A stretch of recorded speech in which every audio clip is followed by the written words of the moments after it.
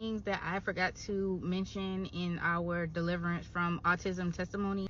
Now, you may be saying to yourself, Nicole, I still don't believe that every child that is dealing with autism has a demon, and that's fine, because every child that's dealing with it is not demonic. However, this video right here is evidence that this lady's child was dealing with autism and it was demonic, and they dealt with it, and guess what? Her child is no longer dealing with autism.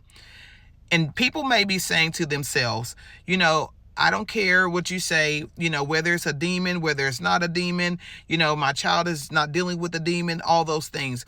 Anything that is hindering your child from living in the full capacity that God has called for them to live in, as parents, we should want to address that. As parents, we should want that healed. As parents, as believers, we should want our children to live in the full capacity that God came into the earth in human form and gave himself as a sacrifice for our children to be able to live in the fullness of that which he has called for us to live in. So I encourage you to go and listen to this testimony.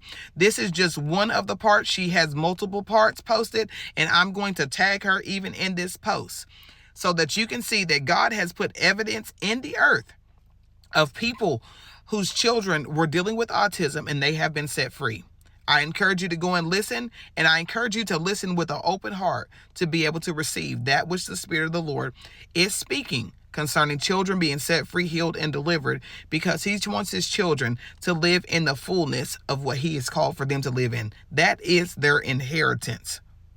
That is their inheritance. So I encourage you to take a listen with an open heart and hear their testimony of deliverance from autism, and even get to see where they are today and how the Lord has brought them out with an open heart.